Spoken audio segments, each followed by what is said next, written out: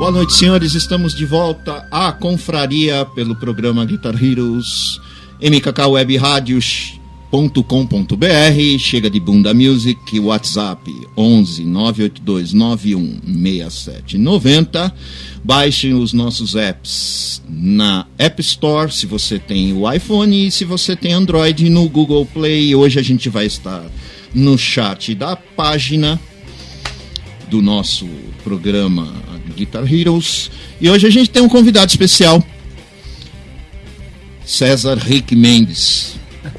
Guitarrista, violonista, toca mandolim, é escritor, jornalista, produtor musical, consultor de mídias sociais para empresas, pai de família, marido exemplar, dono de um cachorro chamado Einstein, e a campanha, a verdade seja dita, acaba hoje. Acaba não, cara. Continua isso daí que eu preciso de apoio. César, prazer ter você no programa. Valeu, de novo. Velho, obrigado, ou cara. Pela primeira vez. César, fala um pouquinho da sua carreira, influências e formação musical. Tá, vamos lá. Tentar dar uma resumida meio rápido. Cara, eu na verdade, eu comecei no violão, né? No final dos anos 80 tinha muito aquela coisa que pra você pegar guitarra, você tinha que passar pelo violão primeiro, né? Imagina morando numa cidade interior, né? Como é isso daí, né? Então, eu era doido pra tocar guitarra e comecei no violão, na verdade, aos 11 anos, né? Eu fui pular pra guitarra mesmo aos 16 só. E, cara, assim, eu me sinto muito grato de ser parte de uma época onde o máximo que a gente tinha de revista de guitarra era a revistinha de cifra, né? Opa! Revistas Vigu! Lembra disso? E aí você virava atrás, assim, né? Você olhava atrás assim, da revista e tinha, assim, um anúncio da Giannini Proline. Pô, o cara era maluco pra ter uma daquela, sabe? Instituto Universal Brasileiro, que aliás fica aqui pertinho, né? E era um lance muito bacana, cara, porque assim, eu sempre acho que foi uma época que a gente tinha que tirar tudo muito no ouvido, sem saber exatamente o que os caras estavam fazendo. Então você se dedicava muito a isso, cara. Às vezes ficava com a faixa do disco ainda voltando, assim, né, cara? Pra você conseguir tirar aquilo que você queria. E foi muito legal, cara. Então, acho que por causa do período, por causa dessa coisa, fim dos anos 80, começo dos anos 90, assim, eu sou um cara altamente influenciado pelo hard rock dessa fase, cara. Eu acho, assim, sensacional, cara. Tudo que vem dessa época. Óbvio, né? Eu sou um cara que venera Van Halen até o fim, né? Quem não, né? Amo de paixão, cara, mas sou muito influenciado por tudo dessa fase, cara. Tudo dessa fase. Acho que depois a gente vai amadurecendo, né? Como pessoa, musicalmente, isso, aquilo. Aí eu passei a ter muita influência do blues do Delta. Essa aquela coisa mais acústica, assim, sabe? Com afinação alternativa, esse tipo de coisa. Eu gosto muito disso até hoje, adoro. E acho que as últimas fases de influência que eu tive na minha vida foi o Fusion, que por um acaso, cara, eu conheci o Fusion, bicho, por causa do Spyro Gyra, cara. Eu lembro, não sei se vocês lembram, na época tinha o Free Jazz Festival. Sim. A abertura da vinheta do Free Jazz Festival era uma música do Spyro Gyra. Sim. E eu conheci por causa daquilo, cara. Eu falei, meu, que coisa doida é essa, cara? E alguns amigos me apresentaram isso aqui, eu fui conhecer por isso. E por último, cara, acabou sendo a música celta, né? A música folk, esse tipo de coisa. E aí tem muito dedo da minha esposa, né? Porque já que ela era flautista de orquestra, aí eu lembro que a gente estava tentando entre nós dois, na época de noivado, mais ou menos, encontrar um caminho que nos juntasse musicalmente, assim, sabe? E foi quando a gente acabou conhecendo, cara, uma banda que na verdade nem celta na verdade, mas eles pegam muita influência, que é o The Corrs, né? Ah, sim. Eles são as irmãs irlandesas ali, que eles pegam as músicas tradicionais, né? Da cultura irlandesa e colocam dentro do pop deles. E gostamos, cara. E, meu, assim, pra mim foi sensacional, porque dificilmente se achava quem ensinasse música celta aqui no Brasil. Isso é muito difícil, cara. Então eu lembro que eu ia na Freenote, cara, encomendava método pra trazer método de flauta pra depois eu pegar e passar tudo pra guitarra, pra entender como que era o funcionamento, entender como que era aquilo harmonicamente, isso melodicamente, pra começar a produzir as coisas. tem alguma característica especial, uma escala especial? Cara, na verdade, especial? assim, uma coisa que você vai notar muito, por exemplo, os riffs da música celta, na maioria das vezes, eles são feitos na segunda menor. Na maioria das vezes. Você vai observar que a música ela é alegre, isso, aquilo, mas os riffs, o desenho deles, eles permanecem na segunda menor. Tem com algumas variações, assim. Outra coisa é a influência de quase tudo sem ré, né? Isso é curioso, né? Então, aí por causa disso, cara, eu passei a afinar o violão de 12 cordas em ré aberto. Tudo bem que a maioria dos caras usam idade GAD, né? Sei. Mas eu achei Jimmy que Page, no... né? É... O Cashmere, né? É, exatamente. Eu achei que no reaberto funcionaria melhor. Quando nós quisermos na banda, aí por influência minha, e mais pro folk americano, flertar mais com Joan Baez, essas ondas. Aí eu fui pro sol aberto. Entendeu? Que eu achei que funcionaria melhor, principalmente para usar com bottleneck, né, cara? Sim. Eu acho que ele é mais legal do que o reaberto para isso. Então, pra mim, cara, foi a última fase, assim, que eu digo, assim, de influência mesmo, sabe? Porque depois, cara, até o mandolim, quando veio, depois também já é uma consequência disso, né? Uma consequência de ter ido pra música celta, muito esse tipo de coisa, assim. Foi bem isso, cara. Uma curiosidade, você que toca esse instrumento, o mandolim tem alguma diferença de afinação com o bandolim brasileiro? Não. É a mesma coisa? Não, a mesma coisa. Só muda o shape do instrumento? Muda o shape, um pouquinho do formato, assim, né? Você vê que o bandolim, ele é mais arredondado, né? Enquanto o mandolim, ou mandolim, né? Como eles falam, ele tem mais formato de gota, né? Mas, cara, assim, não tem diferença. Lógico, né? O bandolim, cara, que é o cara que estuda bandolim brasileiro mesmo, ele tá ali na Praia do Choro, domina aquilo ali, enquanto no mandolim você cai muito no bluegrass, né? Que eu acho muito legal. Também é muito presente na música irlandesa, na música celta, mas na música irlandesa e celta eles usam muito o bouzouki, né? Que ele é aquele mandolim maiorzão. Tem a ver com aquele instrumento grego. É isso mesmo. A raiz deles, né, cara, a raiz desses instrumentos é grega, né? Se você puxar lá atrás, né? Puxando muito lá atrás. Assim. Mas é bem legal, cara. Aí fica uma coisa interessante, né, cara? Porque daí tá fazendo show, você tá com o violão afinado em sol aberto, outro em ré aberto, a guitarra afinação padrão e um mandolim afinado em quintas. Então a gente se confunde só um pouco. Só uma curiosidade ainda sobre o mandolim em relação a um bandolim, já que o formato, a construção dos dois instrumentos é um pouco diferente, né? Altera muito o som final do bandolim pro mandolim? Do que eu percebo, eu acho que o mandolim americano, ele é um pouco mais agudo. Acho que quando você ouve assim, ele soa um pouco mais agudo. Eu já tive a oportunidade de ver banda de country tocando no bandolim.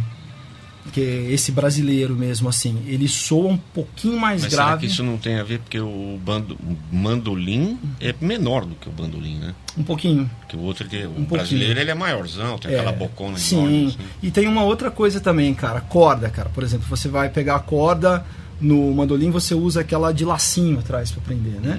E o bandolim você usa aquela de chenilha. Tá. Então, todo esse tipo de coisa, cara, são detalhezinhos assim que acabam influenciando. Tá, entendi. Bom, então você atua numa vertente bem roqueira também, né? Sim. Mas você mistura seus instrumentos acústicos, como violão, bandolim e tal, né? Então, a gente percebe que tem uma boa dose de groove nas composições da banda, né? Sim. Como que se deu essa mistura? Onde entra esse groove nas composições? Cara, eu acho que a questão do groove é muito pelo seguinte, veja bem, quando você pega a música celta em si, se você pegar a vertente escocesa dela, ela é mais dura, ela é mais melancólica, ela é mais marchada. Mais retoma, né? Por exemplo, você pega aquela clássica música que o pessoal toca em gaita de foles, Scotland the Brave. Ela é marcada, sabe? Então é uma música que ela tem muito isso. Enquanto a vertente mais Irish da coisa, o irlandês ele é o brasileiro da Europa. Entendeu? Ele é o cara que é dançante, ele é mais up, esse tipo de coisa. Então, eu acho que, na verdade, no caso do Terrible Celtic Rock, a gente acabou querendo puxar um pouco desse lado. Só que, ao mesmo tempo, cara, eu sou brasileiro, entende? Você falou gaita de fole. Acho que é o instrumento mais alto que eu já vi na minha vida. Absurdo, nada, nem um Marshall de 100 watts faz tanto barulho que nem aquele negócio, cara. Cara, eu já tive a oportunidade de levar gaiteiro, né, em show pra tocar não com a precisa gente. nem de PA. Não precisa. Não precisa microfonar, é impressionante. É um negócio muito alto. Muito alto. Aquela música que o AC/DC tem com a gaita de fole é sensacional, né? Sim. Aquele bagulho alto, cara. Eu nunca vi uma coisa tão alta na minha vida. É alto, cara. Aquilo é muito alto, bicho. Você escuta a quilômetros de distância, né? E deve ser super complicado, porque eu tava olhando, a gente foi tocar numa desse São Patrick aí, tá? Aí tinha um gaiteiro lá. Bom, o cara chegou no bar, não precisou de nada. Ele já entrou no bar tocando e falou mais alto que a banda inteira, né? Meu, é complicado, tem uma porrada de canto, tem um negócio que o cara aperta aqui, um saco aqui. Sabe o que é curioso, cara? É que assim, a gaita de foles, ela... A gaita de foles, na verdade, cara, a origem dela, se você for pesquisar, cara, ela consta na Babilônia, bicho. É que pra nós ficou associado essa coisa do escocês, acho que era por causa de uma marca de meia que tinha, né? Que eram umas meias xadrezinhas e aí no rótulo vinha vários John McLeods tocando. Mais ou menos essa linha. Você imagina aquele cara num prédio estudando aquilo. Nossa. E todo mundo saltando. E o legal é que ela, na verdade, ela é um instrumento de ar, ela não é um instrumento de sopro. Ela é um instrumento onde o cara ele só enche a bolsa de ar para depois ele fazer o som sair. Tanto que tem outros modelos, tem a William Pipe, né, que é a irlandesa, que na verdade o cara tem, ele aqui desse lado direito, né, ele força o ar, então ele não nem põe a boca, cara. É doido, cara. É complicadíssimo. É muito difícil, velho. Bom, Rick, com 20 anos de experiência como músico prático, como é que você observa hoje, tanto no cenário do rock, a receptividade do público, e como se deu o termo crossover no Terrelim, que é, na verdade, é uma banda criada dentro de um nicho que a gente pode chamar de gospel. Sim. Né? E como foi essa transição de sair do mundo gospel para o que a gente pode dizer meio secular? Eu não gosto muito desse termo. Nem eu. Eu acho. Eu sempre falo o seguinte, cara, na época de CD, você não ia ver CD do Steve Vai numa loja para vender na categoria música rock instrumental budista, né? Você não achava, né? Mas é curioso isso daí. Mas vamos lá, cara. Na verdade, cara, a gente surgiu dentro desse meio do gospel porque tanto eu quanto a minha esposa, nós gravávamos muito pro pessoal do gospel, né? Nós temos a nossa fé cristã, isso, aquilo. Mas, cara, você é músico, te chamam para gravar, claro. Você vai, te chamam para uma gig, você vai fazer, entendeu? E nós fizemos muito isso entre 2002 e 2006. Tocamos bastante. Até que chegou um dia que eu virei para ela e falei assim, olha, a gente está sendo muito contratado para tocar, tu vai para estúdio, grava direto, vai fazer gig com o pessoal, grava direto. Eu acho que a gente precisa lançar uma coisa que seja nossa, cara. E foi quando nós lançamos o primeiro álbum, que era o Celtic Inspirational Rock. Só que por a gente tá muito envolvido com aquele meio na época, esse pessoal, as mídias da época, nos divulgaram muito. E sou extremamente grato a eles, cara, porque eles assim fizeram um favor pra mim, eles me ajudaram demais, na verdade. Então a gente acabou ficando muito conhecido dentro desse meio. O curioso é que as nossas agendas não eram dentro desse meio. Entendeu? As nossas apresentações não eram dentro desse meio. O que começou a causar uma certa confusão. Pô, mas peraí, tá, não sei o que tem. Porque é o seguinte, eu sempre tive muito claro na minha cabeça que eu tenho a minha fé e eu sou músico. Então, a minha fé, ela pode comandar a minha vida, como é o que acontece nela, mas eu sou um músico como todos os outros músicos. Eu quero que a minha música chegue no maior número de pessoas possíveis. Certo.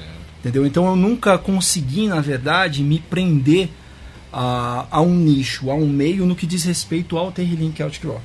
Eu sempre tive uma dificuldade muito grande com isso. Nos Estados Unidos, o crossover ele é uma coisa muito comum, porque os Estados Unidos são um país de origem protestante, né? Os primeiros colonos que chegaram ali foram presbiterianos, todo esse tipo de coisa, assim. Então, por exemplo, tocar Amazing Grace nos Estados Unidos não é uma coisa religiosa, é uma coisa cultural. Então você vê, por exemplo, uma banda tipo Need to Breathe nos Estados Unidos, que é uma banda que toca em rádios brasileiras, assim, faz parte de trilha sonora. É uma banda crossover de cristãos que vai lá, abre show da Taylor Swift. Assim como o Stryper colocou Exatamente. And I Believe In You como uma trilha sonora de novela, de no Brasil. Isso no final já dos anos 70, começo dos 80. Né? Então era uma coisa muito comum, né? É que no Brasil, por incrível que pareça, isso ainda é muito novo. Eu vejo assim, com o Terrilling Celtic Rock nós temos 15 anos, cara. Em 15 anos, cara, isso ainda é novo. Pra mim é assustador, entende? Foi como comentamos no episódio sobre o Ty Tabor, né?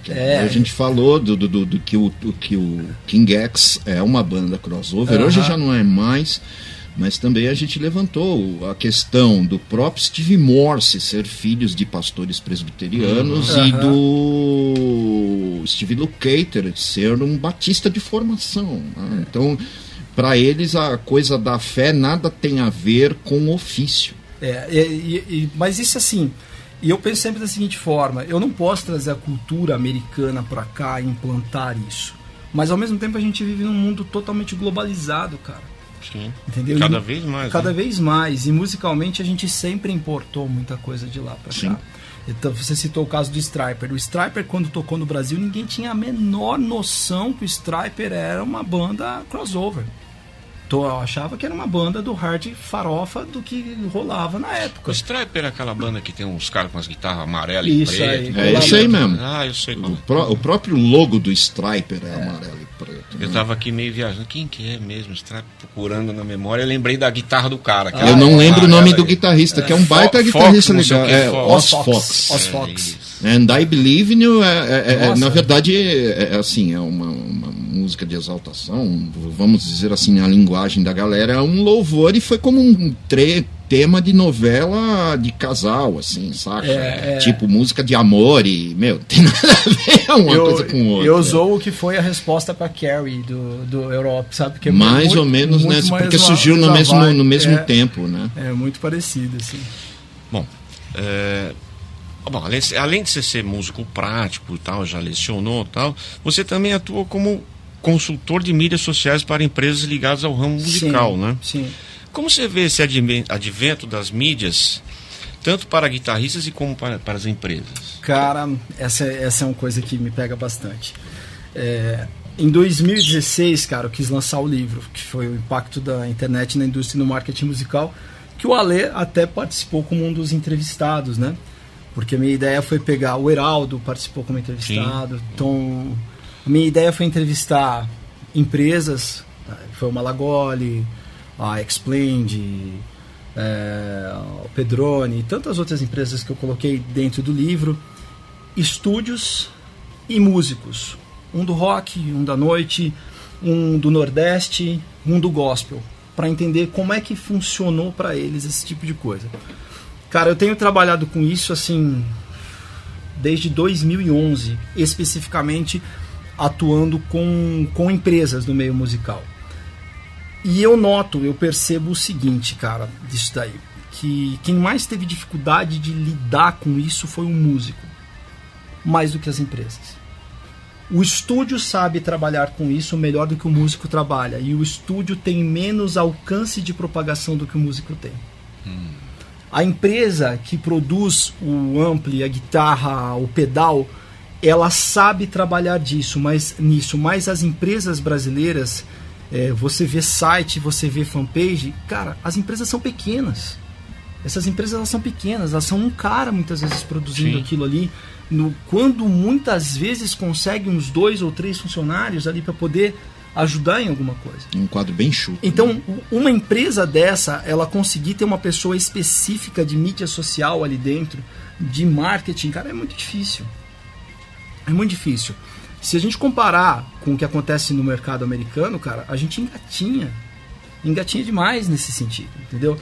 Então, eu vejo que esse advento, cara, ele atingiu todas as áreas, mas a pessoa que mais tem dificuldade de trabalhar com ele ainda é o músico, porque a empresa, por mais que tenha dificuldade, por menor que ela seja, ela ainda consegue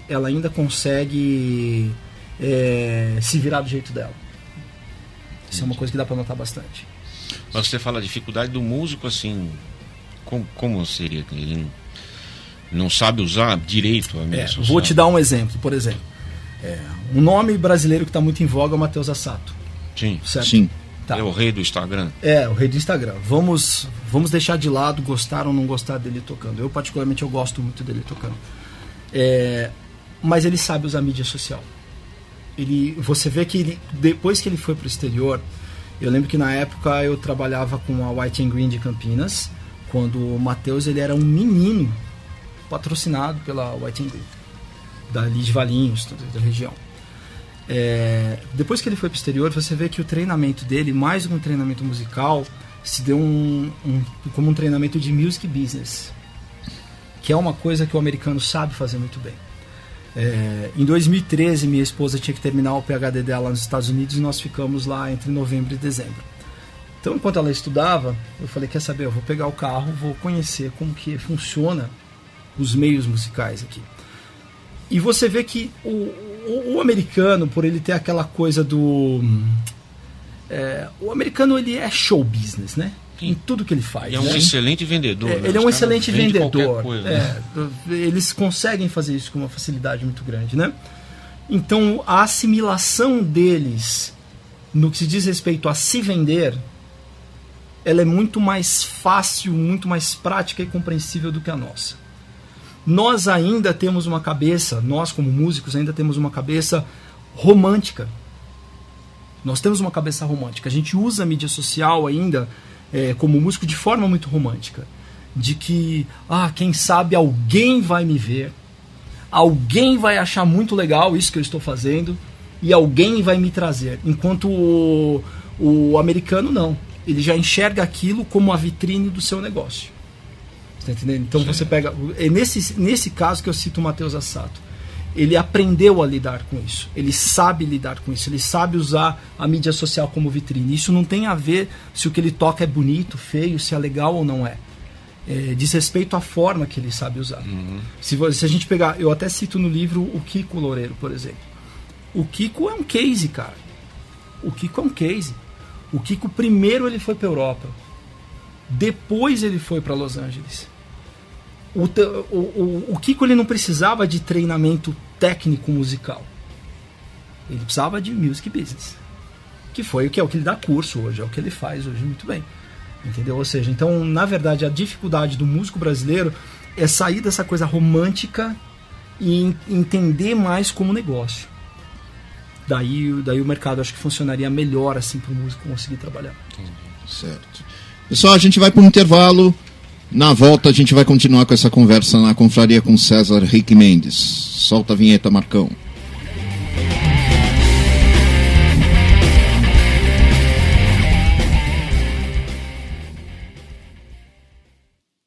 Estamos de volta com a Confraria com César Rick Mendes. Marcelão, por favor.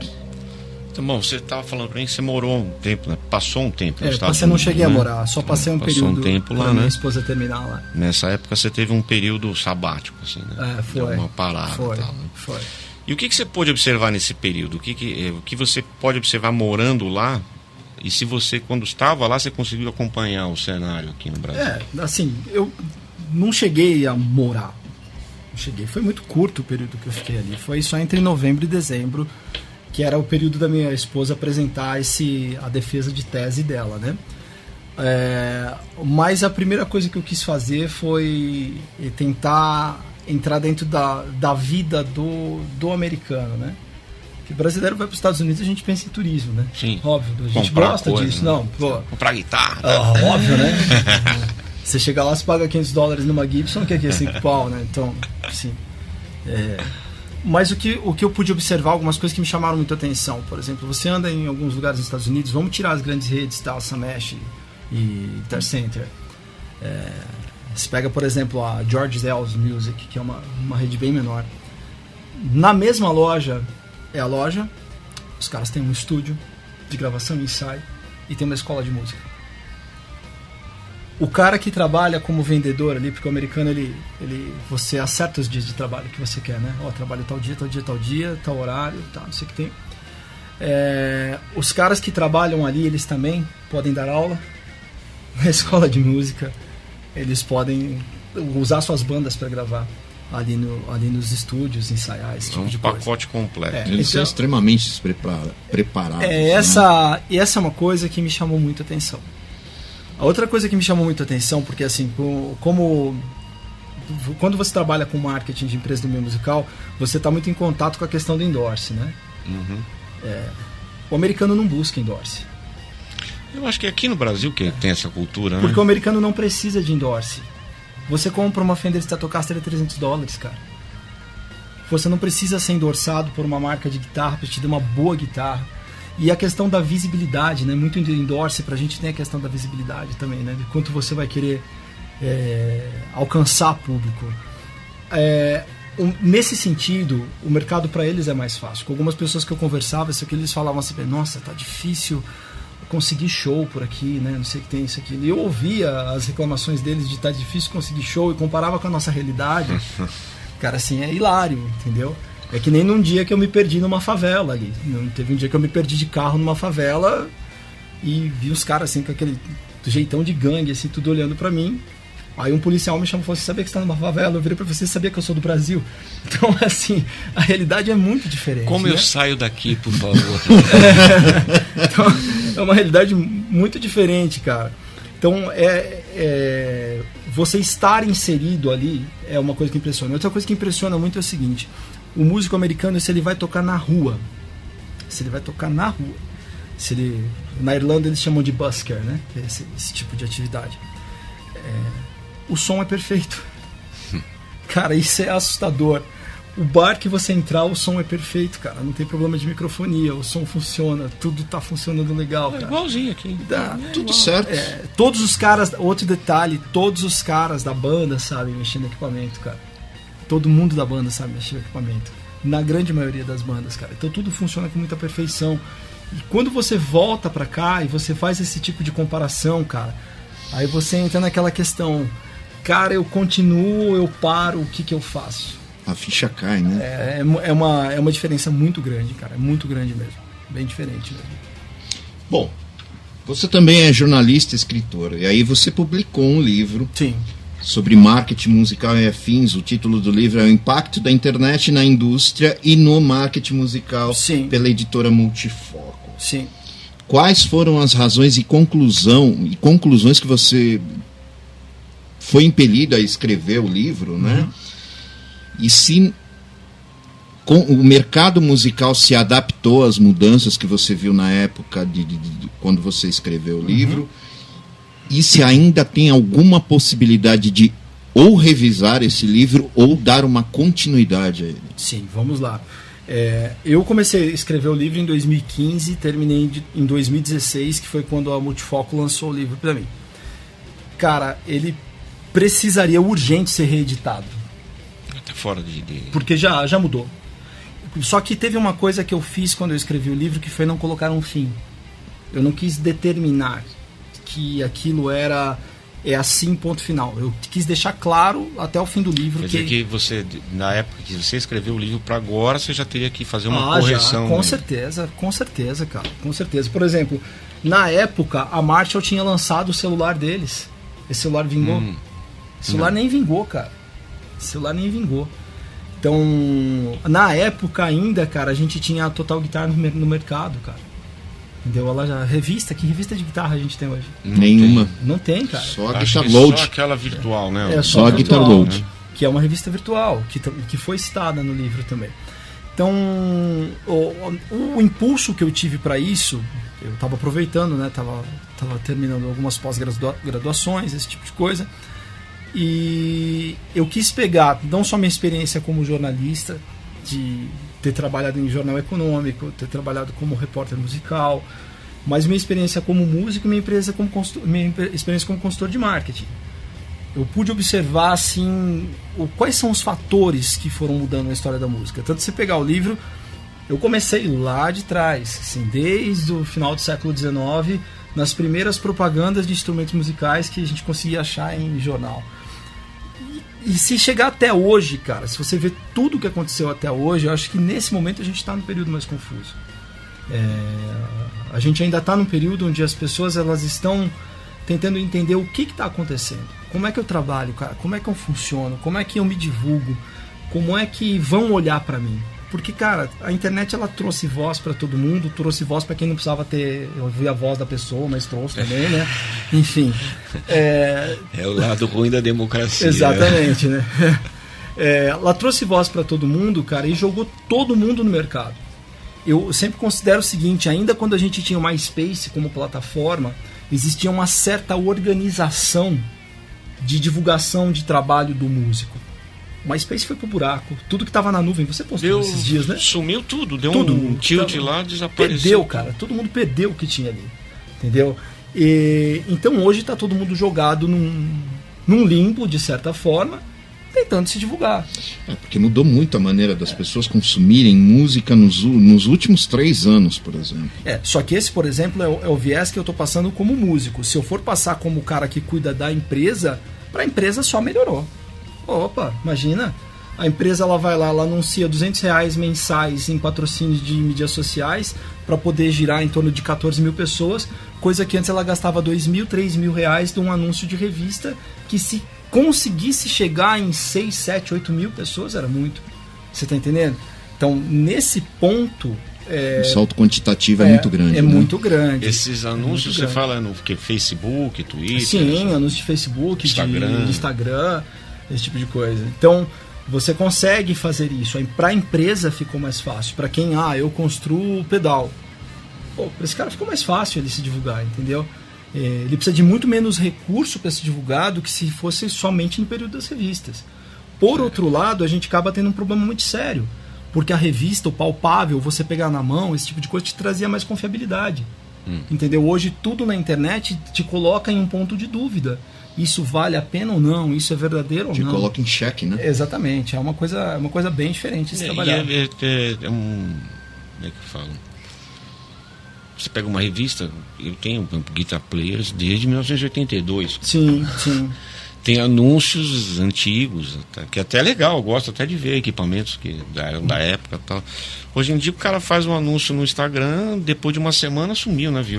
Virou POC. Ele é que nem aquele Stories, né? O cara põe uma foto lá, dura 2 dias e sumiu. E o Stories hoje, cara, dentro da mídia social, o Stories ele é a forma de maior visibilidade mais do que o feed de notícias. Eu acredito que sim, porque já dá de cara, né? Você abre Stories é onde mais roda, cara. É você fazer stories mais do que colocar no feed de notícias. Segue o barco, Marcelão. Bom, com essas mudanças todas que você falou, né? Qual análise você faria em relação ao cenário musical e se essas mudanças influenciaram a sua maneira de compor? E também uma curiosidade, qual o papel da sua esposa, Jack, nessa questão da composição e tal? Porque também ela é responsável pelas flautas da banda, né? Sim.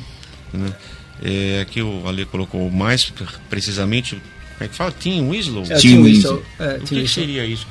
Aquela flauta típica irlandesa. Tá. Eu acho que a maior função da Jack é me controlar. A verdade seja dita. Eu acho que a maior função dela é me puxar pro chão de vez em quando, sabe? No período que eu quase deixei tudo para ficar só com música, ela teve papel fundamental nisso. Ela falou assim, não, você vai levar tudo paralelo, você não vai abandonar tudo para ficar só com música, não. Cara, a gente é músico, é sempre o nosso sonho, né? Você, como eu digo, no fundo a gente é romântico, né? Quanto a isso, né? A gente pensa muito nisso, né? Mas normalmente assim, hoje a Jaque ela compõe mais as músicas dela, né? Desde que eu quis passar o Terry Link Celtic Rock para que ele fosse uma coisa mais cantada, ela passou a colocar algumas instrumentais dela, porque eu confesso que me encheu o saco compor música instrumental, cara. Foi uma coisa que me cansou um pouco, na verdade. Ainda mais, seja dito. Ainda mais dentro desse estilo que a gente faz, né? Você corre muito risco de se tornar igual a tudo que você já tem feito e virar um cover de si mesmo. Isso é repetitivo, né? Eu acho que todas essas coisas que elas mais influenciaram pra mim, eu acho que onde eu sofri mais influência foi no período sabático que eu tive.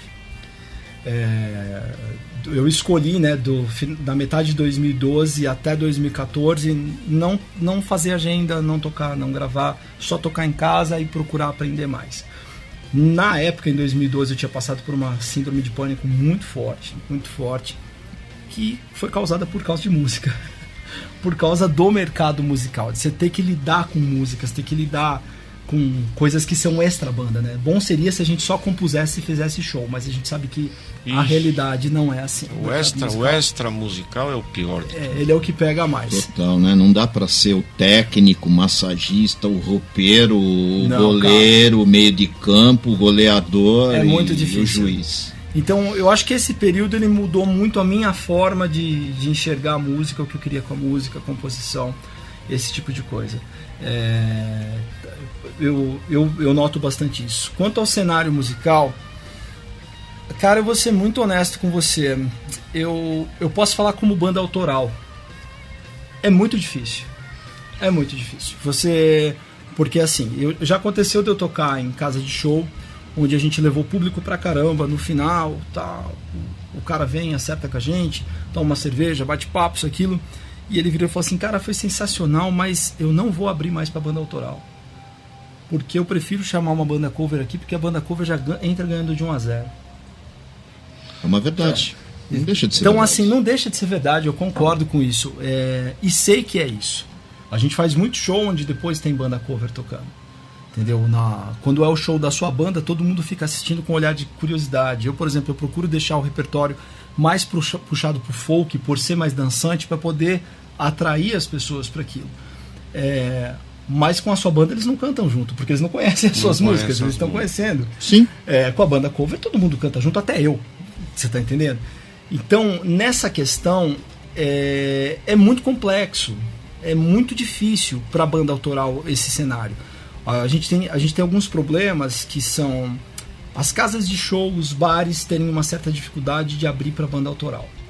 Eu já organizei alguns eventos de banda autoral, nós também temos o problema das bandas autorais não terem uma qualidade necessariamente boa para poder estar tocando. Sim. E a gente tem que ser honesto quanto a isso.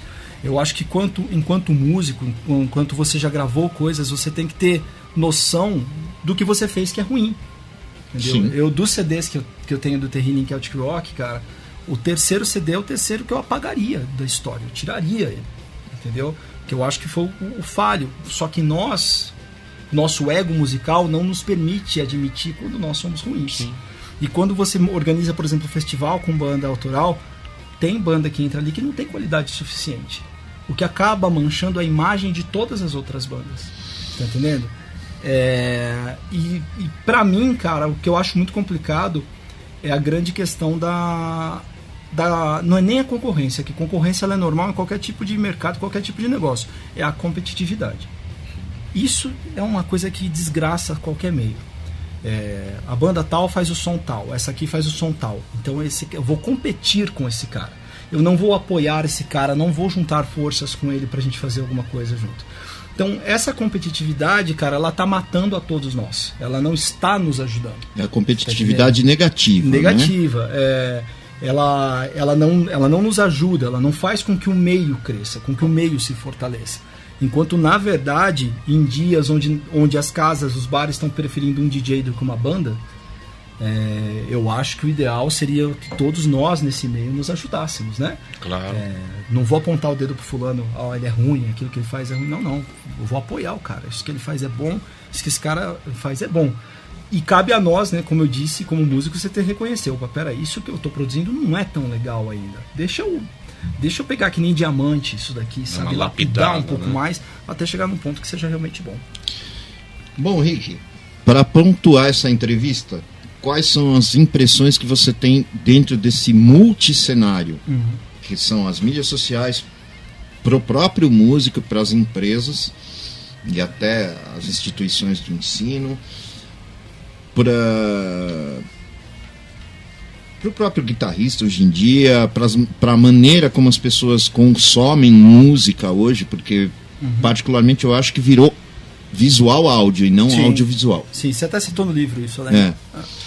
E o que hoje ou mais próximo da realidade de atingir, os objetivos. Tem a galerinha mais nova hoje, ela quer atingir um patamar de ser, se tornar profissional. Uhum.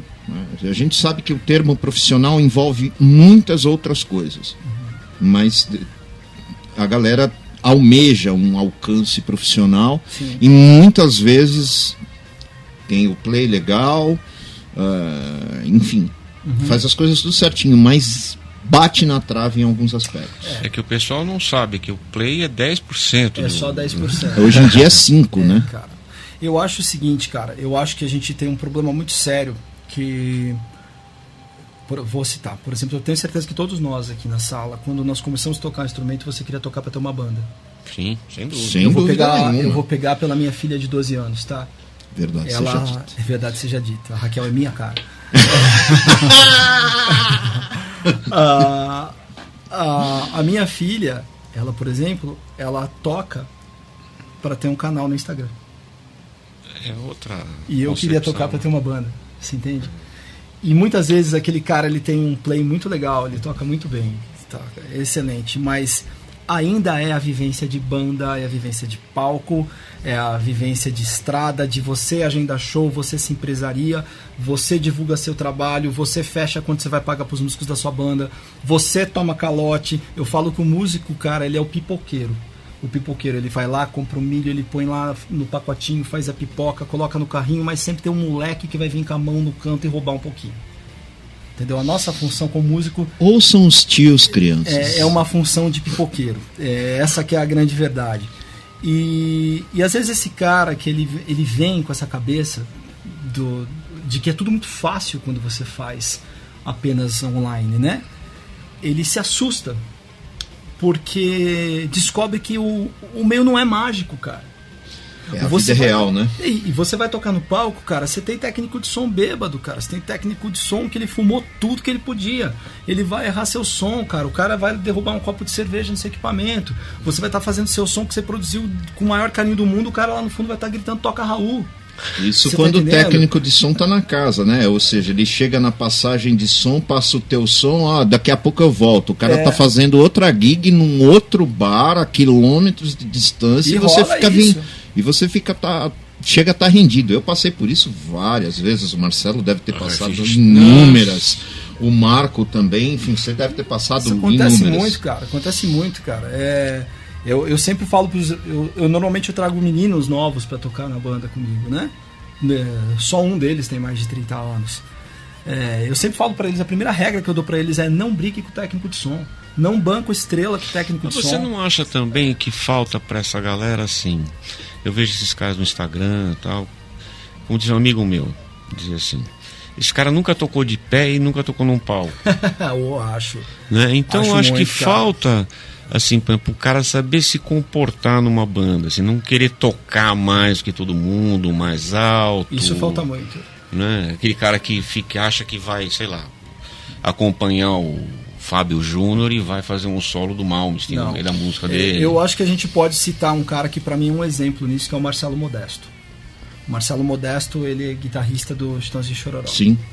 Ele, para mim, é um dos maiores músicos do país, de longe.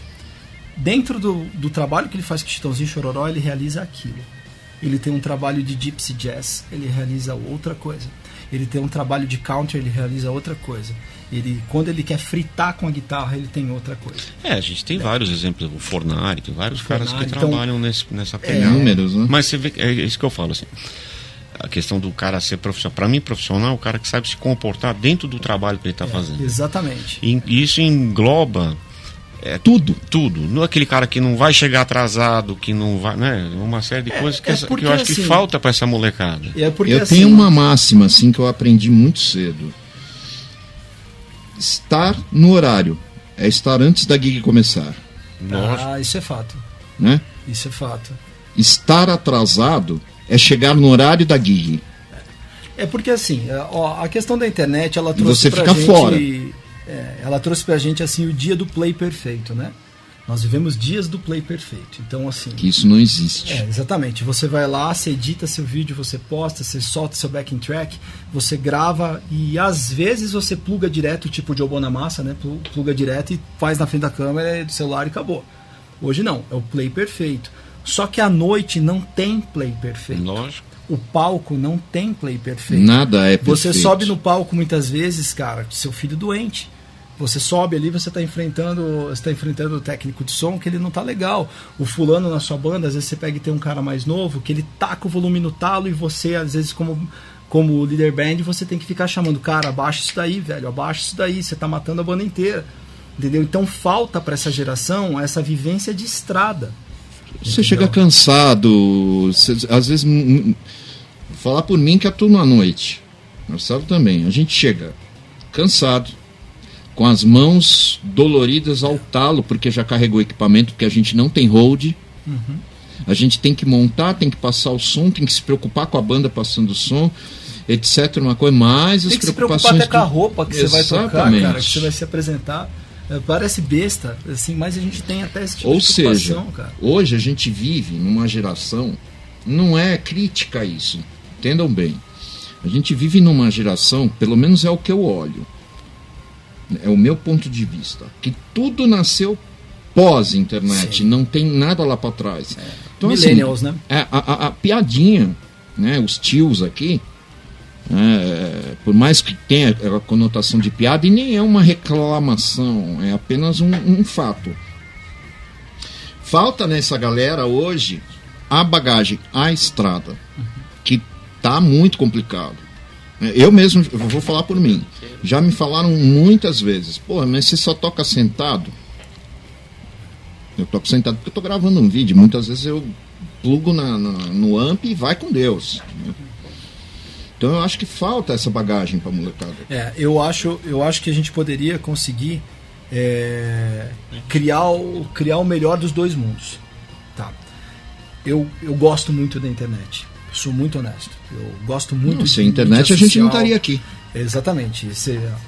A MKK Marcão aqui é um exemplo disso, né? Tá aí, tá toda fazendo boa música, colocando boa música, é um exemplo disso. Eu acho que a gente pode conseguir usar o melhor dos dois mundos, mas eu acho que o problema dessa geração que está chegando como você disse, achar que tudo está pronto. E a gente tem que voltar para trás um pouco. O caminho da música é para trás hoje. Você está entendendo? Você pode fazer música perfeita com a câmera ligada para você. Sim. Você pode regravar quantas vezes você quiser. Entendeu? Errei aqui nesse lick, vou fazer de novo. Mas você tem que saber, cara, que a música não é feita de perfeição. Lógico. Ela não é feita de perfeição. Tem tanto disco que a gente ouve clássico que tem coisa errada. Por exemplo, nossa, na trave total. Assim. Eu fui fazer uma gravação, tinham me contratado, e o produtor queria cortar todas as esfregadas de mão no braço de guitarra. Cara, eu fui contratado, eu vou me calar, você tá entendendo? Não vou falar, ele faz o que ele quiser. Mas pra mim é absurdo, porque pra mim aquilo faz parte do que você tá produzindo, você tá entendendo? Então, assim, eu acho que cabe muito a gente entender que nós vivemos dias onde a gente precisa da internet como fonte de divulgação, mas a gente não tem a internet como fonte de perfeição musical. Não é trazer não é fazer da vida virtual a vida real. Até pelo seguinte, cara, porque assim, acho que nós nunca tivemos músicos jovens tocando tão bem, cara. O nível técnico é altíssimo, altíssimo. Eu sigo no Instagram um perfil lá que é o Masters of Shred, que eu acho sensacional. Cara, eu fico besta, é um nível muito alto. Mas eu gosto mais quando eu vejo os caras fazendo ao vivo, com banda, tudo, porque banda, cara, é uma sinergia. Por que a gente fala? Por que não pode tacar o volume no talo pra ferrar com o outro? Porque banda é sinergia, cara. Eu te ajudo, você me ajuda. Durante o tempo que eu fiquei tocando só em duo, eu e a Jaque, é muito complicado, cara. Porque ela faz flauta e back, eu faço violão, mandolim, a guitarra, gaita de boca e vocal. Entendeu? Quando eu tô com a banda, a sinergia da banda ajuda. Porque banda funciona assim. É como se fosse um time de futebol. É um time de futebol, pra você chegar num meio. Pelé só não ganha o jogo. Não. Né? Tanto que o Coutinho morreu esses dias e foi ele que fez a história do Pelé. Né? Exatamente. O que eu sinto, assim, desse moleque, você falou, o nível da molecada é muito alto, né? Realmente um monte de amigo fica compartilhando o japonesinho lá tocando peça do Dream Theater lá, perfeito. Sempre tem um japonês que é melhor que a gente, né? É legal pra caramba. Né? O que eu não vejo é gente fazendo coisa nova, né? Coisa original, né? Você vê o cara, ele copia lá o solo do Petrucci, perfeito. Acho que ele toca melhor que o Petrucci, o solo do cara. Mas ele não tem um solo dele, né?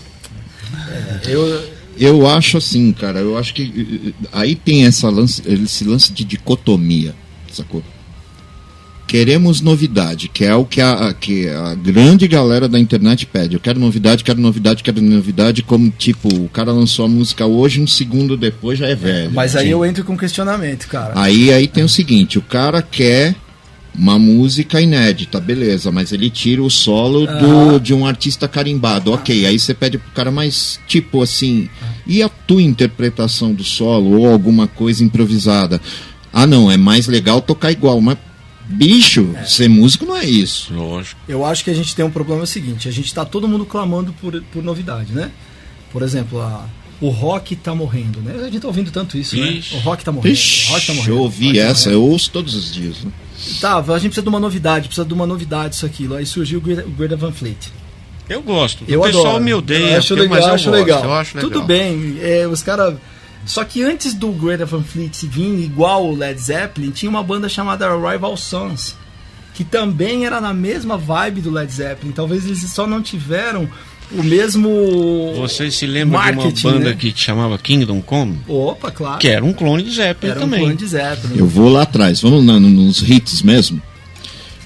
Led Zeppelin acabou, lógico, e nem teria como continuar, porque o Bonham, né? Sim. Beleza. Aí nos anos 80, Inglaterra, surge uma banda que chamava Southern Death Cult, que mudou o nome para The Cult.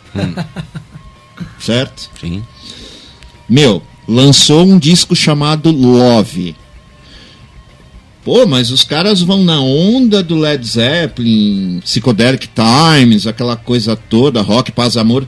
Beleza. Ninguém malhou. Todo mundo adorava, inclusive eu. Eu toco aquele disco da primeira à última música sem parar. É que na época não tinha internet, não podia xingar, né? Ok. Aí o The Cult estabeleceu a carreira depois, com, se eu não me engano, Electric, e o Sonic Temple, que é, Led Zeppelin descarado, beleza. Aí nós vamos para os anos 90, surge Guns N' Roses. Na mesma onda do Led Zeppelin, beleza, tá tudo certo. Inclusive o Slash tocava com a mesma combinação do Page tirando o Marshall. Ok. Aí depois, no mesmo finalzinho dos anos 90, surge The Black Crowes, que inclusive gravou um disco com o Jimmy Page. Não, e o The Darkness. The Darkness. Nossa, The Darkness. E aí, enfim, aí surge, né? Eu vou citar várias.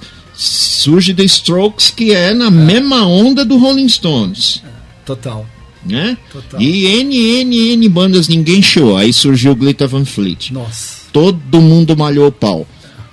O Greta Van Fleet é uma versão requentada do Led Zeppelin? É, e ponto final. Isso a gente tem que concordar. É mesmo. É ruim? Não. Não. O rock morreu? Não. Pelo menos os moleques estão tentando trazer uma excelente referência dos anos 70. Ninguém aqui é viúva do rock anos 70. Cara, eu vou citar outras coisas, cara. Tem outras bandas muito ferradas, assim, que não chegam no Brasil. Blackstone Cherry. Nossa, isso é legal pra caramba. Blackstone Cherry é maravilhoso, cara. Eles fazem aquela coisa... Eles são herdeiros do Guns N' Roses. Total. Herdeiros do Guns N' Roses. Essa banda é muito legal. Puta de uma banda massa, cara. Tem muita coisa, assim, que é herdeira. É que no caso do Greta Van Fleet, teve marketing, cara. Lógico. Teve marketing Tem mundial. N outras bandas que vão na mesma onda que não tem a mesma injeção. Tá lotado, cara. Tem uma série de bandas, assim, que faz som, cara, que é muito parecido com quem foi ícone, cara. E que não recebeu o mesmo tratamento de amor e ódio, né? Que exatamente. É o caso do Greta Van Fleet.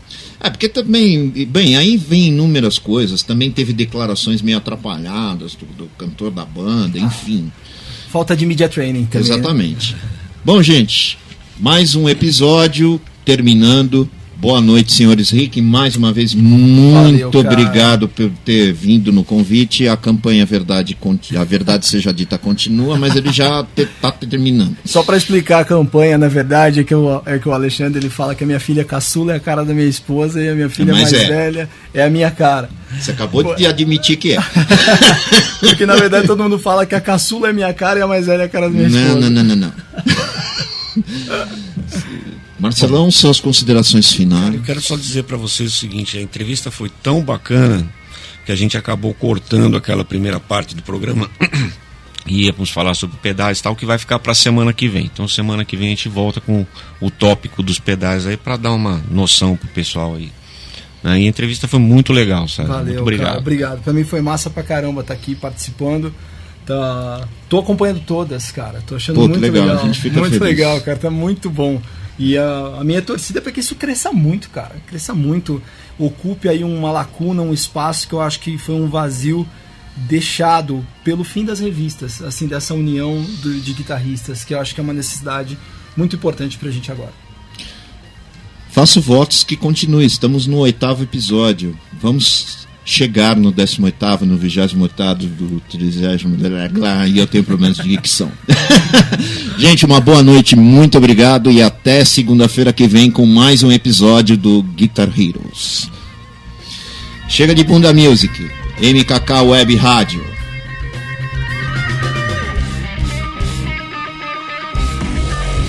Você está conectado na MKK Web Rádio.